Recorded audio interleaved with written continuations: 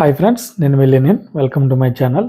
మనం ప్రీవియస్ వీడియోలో HR complaints అంటే ఏంటి, వాటిలో ఏమేమి ఉంటాయి, ఏమేమి అందులో మనం చేస్తామన్న దానికోసం మాట్లాడుకున్నాం. ఈ వీడియోలో మీకు ప్రీవియస్ వీడియోలో చెప్పినట్టుగా చెక్ లిస్ట్ కోసం చూపిస్తాను కదా. Let's get into the video. Hi friends, ఇదే మన చెక్ లిస్ట్. దీన్ని మనం ఏమంటామంటే monthly complaints check list. So ఇందులో ప్రతిదీ డీటెయిల్ గా ఉంటుంది. అంటే మన దగ్గర పనిచేసే వెండర్స్ గానీ లేదంటే వర్కర్స్ గానీ కింద కాంట్రాక్టర్స్ గానీ మనకి ఏమేమి ఇవ్వాలి, మంత్లీ వాళ్ళు మనకి ఏమేమి ప్రొవైడ్ చేయాలి, మంత్లీ ఏమేమి ఇస్తారు, వీక్లీ ఏమేమి ఇస్తారు, లేదంటే ఇయర్లీ వన్ టైం డాక్యుమెంట్స్ అని కొన్ని ఉంటాయి. ఇవన్నీ కూడా మనకి ఈ చెక్ లిస్ట్ లోనే ఉంటాయి. సో మీరు చూస్తున్నారు కదా, ఇదే మనకి మెయిన్ చెక్ లిస్ట్. సో ఇది ప్రిన్సిపల్ ఎంప్లాయర్, అంటే ఎవరైతే మెయిన్ ప్రిన్సిపల్ ఎంప్లాయర్ ఉన్నారో ఆ ఎంప్లాయర్ పేరు రాస్తాం, ప్రాజెక్ట్ మేనేజర్ నేమ్ ఉంటుంది ఇక్కడ, తర్వాత లొకేషన్ ఎక్కడైతే వాళ్ళు వర్క్ చేస్తున్నారు. ఫర్ ఎగ్జాంపుల్ గా కాకినాడ, లేదంటే హైదరాబాద్, వైజాగ్, విజయవాడ, ఇలా లొకేషన్ అనేది మెన్షన్ చేస్తాం అనమాట. తర్వాత మెయిన్ కాంట్రాక్టర్ ఎవరు అంటే లైక్ ప్రిన్సిపల్ ఎంప్లాయర్ కింద పనిచేసే మెయిన్ కాంట్రాక్టర్ నేమ్. వాళ్ళు ఏమైనా సబ్ కాంట్రాక్ట్ ఇచ్చారా, సబ్ కాంట్రాక్ట్ ఇస్తే సబ్ కాంట్రాక్టర్ నేమ్స్ అనేవి ఇందులో ఫిల్ చేస్తాం. తర్వాత name of the project manager కానీ సైట్ ఇన్ఛార్జ్ కానీ, వీళ్ళు ఎవరంటే కాంట్రాక్టర్స్ లేదంటే వెండర్స్, మన కింద ఉండే వెండర్స్ కానీ కాంట్రాక్టర్స్ కానీ వాళ్ళ డీటెయిల్స్. తర్వాత అదే కాంట్రాక్టర్ యొక్క హెచ్ఆర్ పేరు లేదా సబ్ కాంట్రాక్టర్, అంటే వాళ్ళు ఎవరైనా సబ్ కాంట్రాక్ట్ ఇస్తే సబ్ కాంట్రాక్టర్ హెచ్ఆర్ నేమ్. తర్వాత డేట్ ఆఫ్ కమెన్స్మెంట్, వాళ్ళు వర్క్ అనేది ఎప్పుడు స్టార్ట్ చేశారు, ఎప్పటి నుంచి ఎప్పటి వరకు చేస్తారు అన్నది. తర్వాత డేట్ ఆఫ్ టెర్మినేషన్, ఈ డేట్ ఆఫ్ టెర్మినేషన్ అనేది ఇప్పుడు అప్లికబుల్ కాదు. అది ఈ టెర్మినేషన్ వర్క్ అనేది కంప్లీట్ అయిపోతే మనం దాన్ని బట్టి వాళ్ళని టెర్మినేట్ చేయడమా లేదంటే వాళ్ళని వర్క్ కంప్లీట్ అయిపోయిందన్న డేట్ అనేది ఇక్కడ మెన్షన్ చేసుకుంటాం. తర్వాత ఇయర్ వచ్చేసరికి ఏంటంటే ఏ ఇయర్ లో వర్క్ చేస్తున్నారు. ఫర్ ఎగ్జాంపుల్ ఈ 2026 కాబట్టి 2026 అని మెన్షన్ చేస్తాం. తర్వాత కిందకు వచ్చేస్తే మనకు పర్టికులర్స్ ఉంటాయి. ఫస్ట్ మనకు ఉండేటువంటిది రిజిస్ట్రేషన్ ఆఫ్ BOCW అంటే building of contract workers. So ఇది ఎక్కడ అప్లికేబుల్ అవుతుందంటే అబౌవ్ 10 మెంబర్స్ ఎవరైతే వర్క్ చేస్తున్నారో వాళ్ళందరికీ కూడా ఈ BOCW అనేది వర్క్ అవుతుంది. తర్వాత డిస్ప్లే ఆఫ్ అబ్స్ట్రాక్ట్స్, వర్క్ కి సంబంధించిన ప్రాపర్ అబ్స్ట్రాక్ట్ అనేది వాళ్ళు డిస్ప్లే చేస్తున్నారా, రీజనల్ లాంగ్వేజ్ అయితే రీజనల్ లాంగ్వేజ్, లేదంటే ఇంగ్లీష్ అయితే ఇంగ్లీష్ లో వర్క్ ప్లేస్ లో నోటీస్ అనేది డిస్ప్లే చేస్తున్నారా, లైక్ వాళ్ళు ఏమేం చేస్తారు ఏమేం చేయరు అన్న నోటీస్ బోర్డు అనేది డిస్ప్లే ఉందా లేదా అన్నది మనం మెన్షన్ చేసుకుంటాం. Intimation to labour department related to commencement of work form 6A. ఈ ఫార్మ్ 6A అంటే ఏంటంటే పలానా కంపెనీ అండర్ లో మేము ఇక్కడ ఇంతమంది వర్క్ చేస్తున్నాం, మా దగ్గర ఇంత ఎంప్లాయీస్ ఉన్నారని చెప్పి మేము ఈ డేట్ నుంచి వర్క్ స్టార్ట్ చేసామని చెప్పి లేబర్ డిపార్ట్మెంట్ కానీ లేబర్ కమిషనర్ కానీ లేదంటే లేబర్ ఆఫీస్ లో కానీ ఇన్ఫార్మ్ చేస్తారు. లోకల్లో ఉన్నటువంటి లేబర్ ఆఫీస్ వాళ్ళు ఇన్ఫార్మ్ చేసిన తర్వాత వాళ్ళు మనకి లేబర్ లైసెన్స్ అనేది ప్రొవైడ్ చేస్తారు, మీరు వర్క్ చేసుకోవచ్చు అని. సో అది ఫార్మ్ 6A అంటాం. ఫార్మ్ 6B వచ్చేసరికి ఏంటంటే మా వర్క్ అనేది ఇక్కడ కంప్లీట్ అయిపోయింది, ఇంతటితో మేము ఇక్కడ క్లోజ్ చేసుకున్నాం అని చెప్పి అదే మన లేబర్ ఆఫీస్ గానీ లేబర్ కమిషనర్ గానీ ఇన్ఫార్మ్ చేస్తాం. సో అది. తర్వాత registration of SNC act. So ఈ SNC యాక్ట్ అనేది మనకు అప్లికేబుల్ కాదు. సో ఈ SNC యాక్ట్ అంటే సెటిల్మెంట్ అండ్ కమెన్స్మెంట్. సో ఇది మనకి అప్లికేబుల్ కాదు. సో కొంతమందికి అప్లికేబుల్ ఉంటుంది, కొంతమందికి ఉండదు.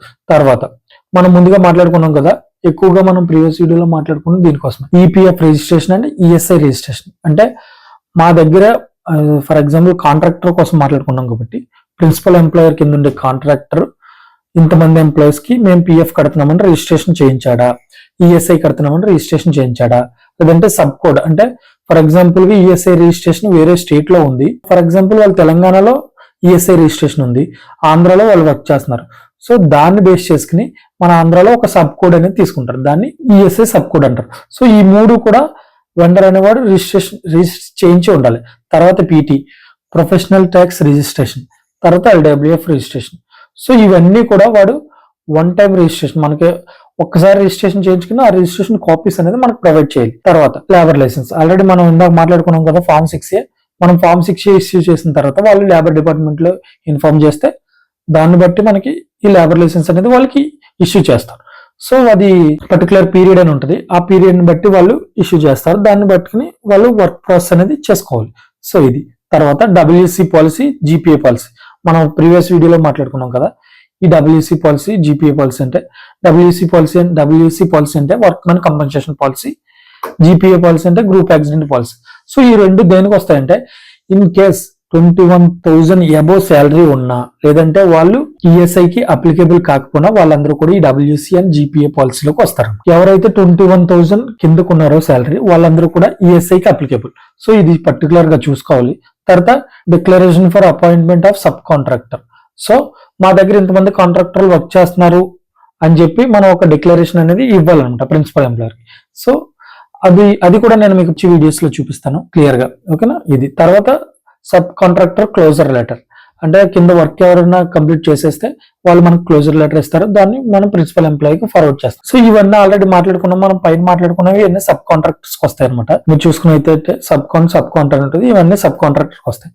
తర్వాత మనం పర్టికులర్ గా మాట్లాడుకోవాల్సింది పసారా లైసెన్స్ అని ఉంది కదా. ఈ పసారా లైసెన్స్ అనేది ఎవరైతే సెక్యూరిటీ ఏజెన్సీ రన్ చేస్తున్నారో, అంటే ఒక సైట్ లో సెక్యూరిటీ గార్డ్స్ ని పెట్టి వాళ్ళు రన్ చేస్తున్నారో వాళ్ళు మనకి ఇవ్వాలన్నమాట పసారా లైసెన్స్. సో వాళ్ళకి లేబర్ లైసెన్స్ తో పాటు ఈ పసారా లైసెన్స్ అనేది ఎక్స్ట్రాగా ఉంటుంది. తర్వాత వచ్చి ESI coverage declaration for coverage employees. ఎవరైతే ఈఎస్ఐ ఎంటర్ వస్తున్నారో వాళ్ళందరూ మా కాంట్రాక్టర్ కింద ఈఎస్ఐ లోకి అప్లికేబుల్, లేదంటే ఇంతమంది అప్లికేబుల్ కాదు అని ఒక డిక్లరేషన్ అనేది మనం ప్రిన్సిపల్ ఎంప్లాయీకి సబ్మిట్ చేయాలి. సో ఇది ESI coverage and declaration for the coverage employees, ఓకేనా. Next daily attendance. సైట్ లో పనిచేస్తున్న కాంట్రాక్టర్స్ దగ్గర పనిచేస్తున్న లేబర్స్ కానీ వర్కర్స్ కానీ వాళ్ళ డైలీ అటెండెన్స్ మనకు ప్రొవైడ్ చేయాలి. సో ఇది డైలీ ఉంటుంది, లేదంటే వీక్లీ ఇస్తారు, లేదంటే మంత్లీ ఇస్తారు. వాళ్ళ కంపాటబిలిటీని బట్టి మనకి వాళ్ళు ప్రొవైడ్ చేస్తారు అన్నమాట, ఓకేనా. నెక్స్ట్ ఇక్కడ నుంచి మనం మాట్లాడుకున్న ప్రతి రిజిస్టర్ లో అనేవి మీకు ఇక్కడ నుంచి మనకి స్టార్ట్ అవుతాయి. ఇది కొంచెం క్లియర్ గా ఉండండి. డైలీ అటెండెన్స్ తర్వాత మనం మాట్లాడుకోబోయేది workman register. Number of workers మన దగ్గర ఎంతమంది అయితే వర్క్ చేస్తున్నారో వాళ్ళందరినీ ఒక రిజిస్టర్ లో చూపించి మనం ప్రొవైడ్ చేస్తాం. సో ఇది వర్క్ మ్యాన్ రిజిస్టర్. ఇది ఎలా ఉంటుందంటే స్టార్టింగ్ ఇంతమంది వచ్చారు కదా, వచ్చినప్పుడు వాళ్ళ నేమ్స్ అనేది మనం మెయింటైన్ చేస్తాం, డేటా మెయింటైన్ చేస్తాం. సో కొత్తగా ఎవరైనా వస్తే వాళ్ళని యాడ్ చేసి మనం ప్రొవైడ్ చేయాలి every month, okay. Next employment cards. ఈ ఎంప్లాయ్మెంట్ కార్డ్ అంటే ఈ పలానా వ్యక్తి మా దగ్గర ఇన్ని రోజులు వర్క్ చేస్తున్నాడు, లేదంటే ఇన్ని రోజులు వర్క్ చేయడానికి వచ్చాడు, నెక్స్ట్ ఆయనకి ఎంత పే చేస్తున్నాం, ఇన్ని అవర్స్ ఆయన వర్క్ చేస్తాడు, ఈయన పేరు ఇది, ఇన్ డీటెయిల్స్ ఇది అని చెప్పి పర్టికులర్ గా ఒక ఎంప్లాయ్ కార్డ్ అనేది ప్రొవైడ్ చేస్తారంట. సో దాన్ని మనం ఎంప్లాయ్ కార్డ్ అని అంటాం. Next EPF UAN card. ఈ యూఏఎన్ కార్డ్ అంటే అందరికి మాక్సిమం తెలిసిందే, తెలియని వాళ్ళు ఏంటంటే మన పిఎఫ్ అనేది రిజిస్టర్ అయిన తర్వాత, పిఎఫ్ పోర్ట్ లో మనం రిజిస్టర్ అయిన తర్వాత మనకు ఒక కార్డ్ వస్తుంది. సో దాన్ని మనం యూఏఎన్ కార్డ్ అని అంటాం. Next ESI temporary card. ఈ టెంపరరీ కార్డ్ అంటే ఏంటంటే ఈఎస్ఐ లోకి అప్లికబుల్ అయిన ప్రతి ఒక్కరికి కూడా వాళ్ళ కాంట్రాక్టర్ గానీ కంపెనీ గానీ వాళ్ళ సీల్ వేసి ఒక కార్డ్ అనేది ఇస్తారు, వాళ్ళు డౌన్లోడ్ చేయాలి. ఈఎస్ఐ పోర్టల్ నుంచి డౌన్లోడ్ చేసి ఇవ్వాలన్నమాట. Next medical certificate.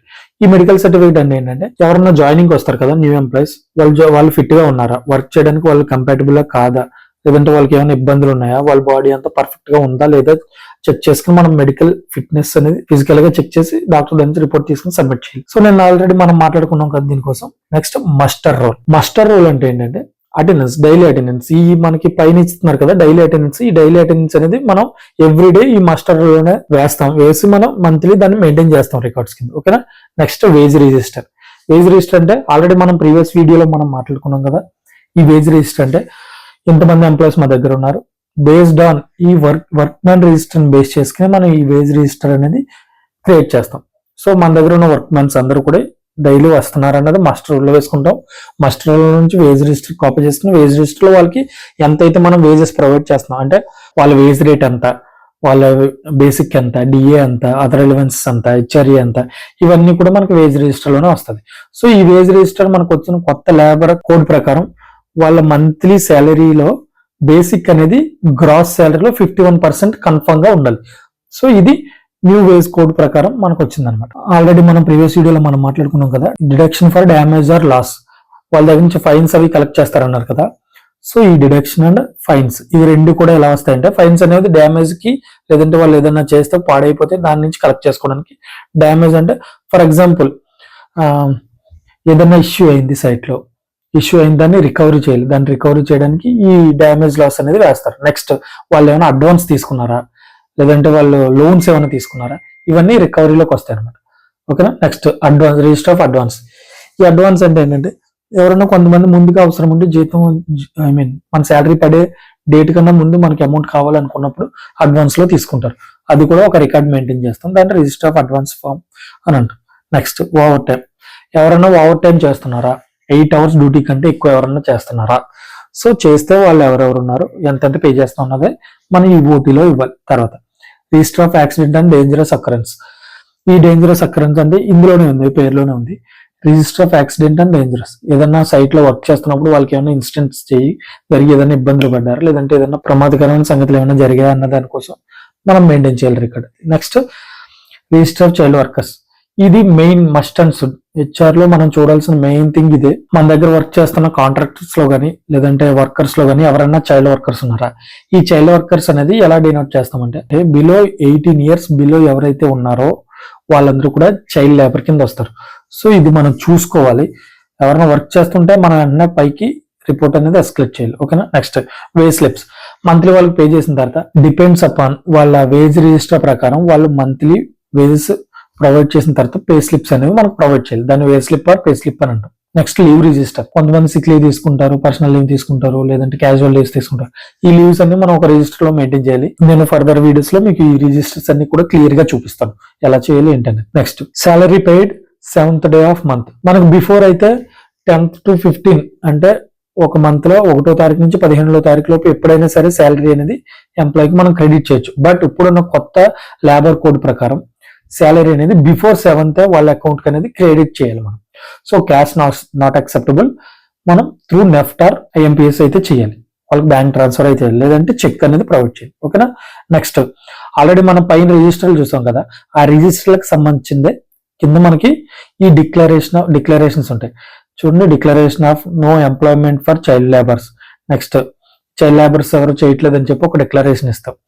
నెక్స్ట్ వచ్చి complaints with minimum wage and payment of wages. So every month మేము ప్రతి ఎంప్లాయీ కూడా ఇంత శాలరీ అనేది ప్రొవైడ్ చేస్తున్నాం అని మనం డిక్లరేషన్ ఇస్తాం అనమాట. ఓకేనా. నెక్స్ట్ ఓవర్ టైం అని చేస్తుంటే మా దాంట్లో ఇంతమంది ఇన్ని గంటలు వర్క్ చేస్తున్నారు, వాళ్ళకి ఇంత పే చేస్తున్నాం మేము అని చెప్పి ఒక డిక్లరేషన్ ఇస్తాం. సో డిక్లరేషన్ అంటే ఓవరాల్ గా మనం టైప్ చేసి ఇవ్వాలి. Next statutory dues under applicable labour loss.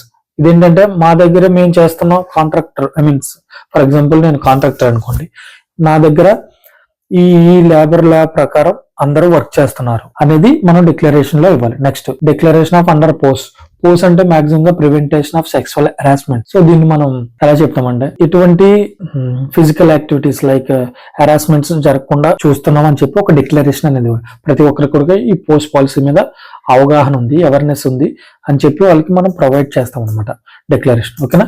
Next payment proofs. ఈ పేమెంట్ ప్రూఫ్స్ 2 types గా ఉంటుంది. మెయిన్లీ వచ్చేసరికి ఒకటి ఎంప్లాయర్, 2 ఎంప్లాయీస్.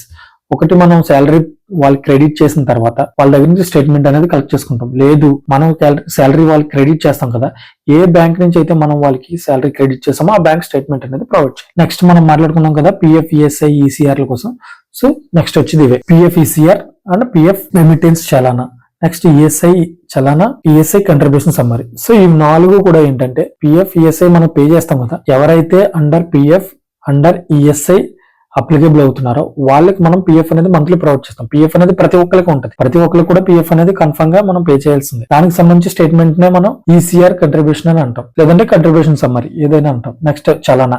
ఇంతమందికి మేము ఇంత అమౌంట్ అనేది పే చేస్తామని చెప్పి ఒక రిసిప్ట్ ఇస్తారు మనకి. సో అది చలానా. సేమ్ యాజ్ ఈఎస్ఐ కూడా అంతే. చలానా ఇంతమందికి మేము పే చేస్తాం, ఇంత అమౌంట్ పే చేస్తాం అని చెప్పి ఒక చలానా ఉంటుంది ఈఎస్ఐ పోర్టల్ నుంచి, అది తీసుకుని మనకి సబ్మిట్ చేయాలి. Next ESIC contribution summary. ఈ కంట్రిబ్యూషన్ సమ్మరీ యాజ్ పిఎఫ్ లాగే ఎంప్లాయర్ షేర్, ఎంప్లాయీ షేర్ మనం ఎంత పే చేస్తామన్న స్టేట్మెంట్ అనేది ప్రొవైడ్ చేస్తుంది. దాన్ని కంట్రిబ్యూషన్ సమ్మరీ లేదంటే ఈసీఆర్ అంటాం. Same as PT. Maximum ECR రాదు, చలానా వస్తుంది. ఈ చలానాన్ని బేస్ చేసుకుని మనకి ప్రింట్అవుట్ తీసేస్తారు. నెక్స్ట్ ఎల్డబ్ల్యూఎఫ్. ఈ ఎల్డబ్ల్యూఎఫ్ అనేది ఇయర్ కి మన ఆంధ్రప్రదేశ్ రూల్ ప్రకారం ఇయర్ కి 1 time పేమెంట్ ఉంటుంది, డిసెంబర్ టు డిసెంబర్. ఓకేనా. ఇది నెక్స్ట్ ఇవన్నీ కూడా ఏంటంటే full and final settlement declaration. ఇది ఎవరైతే ఎంప్లాయీస్ మానేస్తారో వాళ్ళకి F&F మనం ఇచ్చామా లేదా అన్న దానికోసం, లీవ్ లో ఉన్న వాళ్ళకి మనం ఏమైనా ప్రొవైడ్ చేసామా లేదా అన్న దానికోసం ఇవి 2 ఎఫ్ఎఫ్ఎస్ డిక్లరేషన్ అండ్ ఎఫ్ఎఫ్ఎస్. ఓకేనా. Next service certificate. వాళ్ళకి సర్వీస్ సర్టిఫికేట్ మనం ప్రొవైడ్ చేసాం లేదు. ఇవన్నీ కూడా ఎలా ఉంటాయంటే ఎవరైతే మన దగ్గర నుంచి రిలీవ్ అయిపోయారో ఆ రిలీవ్ అయిపోయిన ప్రతి ఒక్కరి కోసం మనం ప్రొవైడ్ చేసే సర్టిఫికేట్స్ ఇవన్నీ. మీరు కావాలనుకుంటే ఒకసారి స్క్రీన్ ఆఫ్ చేసి క్లియర్ గా చదువుకోవచ్చు. సో ఇది చెక్ లిస్ట్. ఓకేనా. ఈ చెక్ లిస్ట్ ని బేస్ చేసుకుని మనం ఈ రిజిస్టర్స్ అనేది ఎలా చేస్తారన్నదే మనం ఫర్దర్ గా వచ్చే వీడియోస్ లో మాట్లాడుకుందాం. ఓకేనా. సో ఫ్రెండ్స్, ఇది ఇవాళ వీడియో. మీకు ఈ వీడియోలో ఏమైనా డౌట్స్ ఉంటే కింద కామెంట్ చేసి అడగొచ్చు. ఫర్దర్ గా వచ్చే వీడియోస్ మీరు ఏవి మిస్ కాకుండా ఉండాలంటే please do subscribe to my channel and bell icon మీద క్లిక్ చేసి నోటిఫికేషన్ ఆన్లో పెట్టుకోండి. నా నుంచి వచ్చే ఏ ఇన్ఫర్మేషన్ కూడా మీరు మిస్ కాకుండా ఉంటారు. Thank you for watching. Have a nice day.